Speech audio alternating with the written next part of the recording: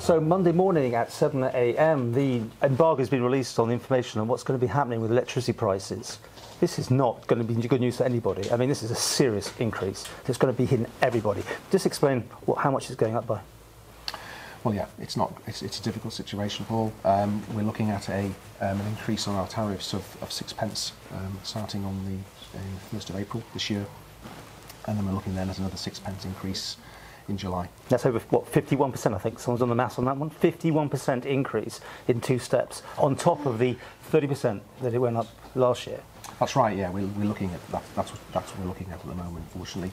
What we've seen is wholesale gas prices have obviously, we've seen that huge volatility over the last couple of years, building up to the invasion of Ukraine, but that's then it supercharged it to a certain extent. We've seen a lot of volatility. That's continued. We have seen wholesale gas prices fall quite considerably, yeah, but they're still around that 3 or 4 times what they were historically, and that's looking like that's sort of going to be built in to a certain extent in the medium term. So unfortunately, as a business, Manx Utilities has to operate. What we've done is we've engaged consultants that came in over the winter period to really look at the business and really assess it, and looked at what we needed to have in place to put on tariffs for the business to be able to move forward. And unfortunately, this is the sort of level we're looking at. I mean, I appreciate you want to put up by, I think last year, by 70% if you had to go with the market price that time. The government stepped in. Right. They gave you some money. You haven't really touched that, though, has it, really? That sort of cushion money was put in there. That was put in place at a time when we were looking at wholesale gas prices 7, 8, 9 times what they were historically. And it looked like going into the winter that we would have had to use that money to support the business. Wholesale gas prices actually fell quite a lot over the winter period. That allowed us to continue absorbing the cost internally using our internal reserves, but also through our hedging policy. We've managed through that to sort of absorb about £40 million worth of cost to our customers through that process, plus then using our reserves and cash balances and really making sure that we're running the business as efficiently as possible. We've managed to sort of absorb that. But we're at a point now where those wholesale gas prices are still 3 or 4 times more than say been historically. That's looking like it's going to be built in the longer, medium term at least. Therefore, these are the sort of levels we need to be getting to counter that. Okay, so now you're in Comin, you can see the whole picture, because there's going to be people out there who cannot afford that. They're on fixed incomes, they haven't got the increases to look after themselves. You know, eat or heat is the sort of thing. There's going to be a lot of distress in a vast amount of people here who just can't afford that sort of price rise. Appreciate it's a really, you know, it's really big news, and I know people have been wondering, waiting to see what's going to happen with our increases. Prices are going up, but that's going to probably take, you know, we're looking at ending up with our domestic rate of read about 34p a unit. That's still coming in below UK, which is going to be probably going up to around 40p, but it's still a big hit. What we'll do as Manx Utilities, and with our excellent customer care team, we want to make sure we reach out to people. We want people to make sure they come and speak to us, talk to us. We'll do whatever we can to try and help people with their payments and have those conversations.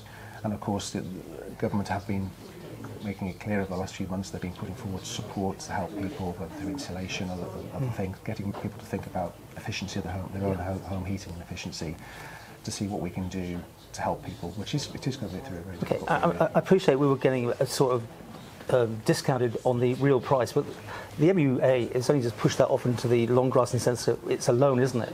That the taxpayers will have to pay in the end. That's all you've done so far. And obviously it's kept the rate of inflation down here on the Isle of Man. This is now going to push it up hugely, right? I think it will have some effect. I don't think it would have that much of an effect, but yes, then of course it will cause some inflationary pressures, absolutely.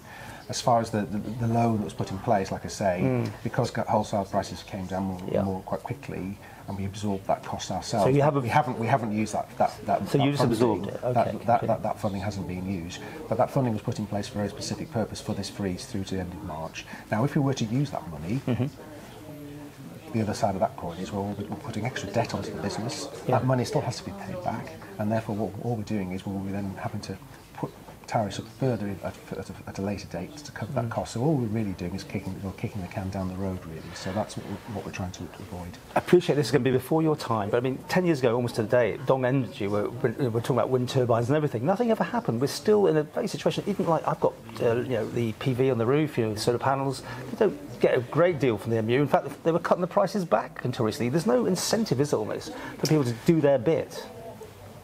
And it's interesting. I mean, I remember as being president of the National Farmers Union, sort of lobbying government on this, saying, look, we could do more. And I think you're right. We have been behind the curve, and I think we are now trying to catch up. And I've certainly been in position. We've been pushing hard, looking at getting this 30 megawatts of onshore in place. I think it is really important because it shows you we need to remove ourselves from this really volatile market as much as we possibly can. That's a slow process, but we've got to make a start. But we are behind the curve massively. I know it's cheaper today than it was yesterday to do these things, but really, it's now or never, isn't it? There's going to be some movement. We're going to see some renewables and therefore presumably some price cuts eventually, but that could be a long way down the line, couldn't it?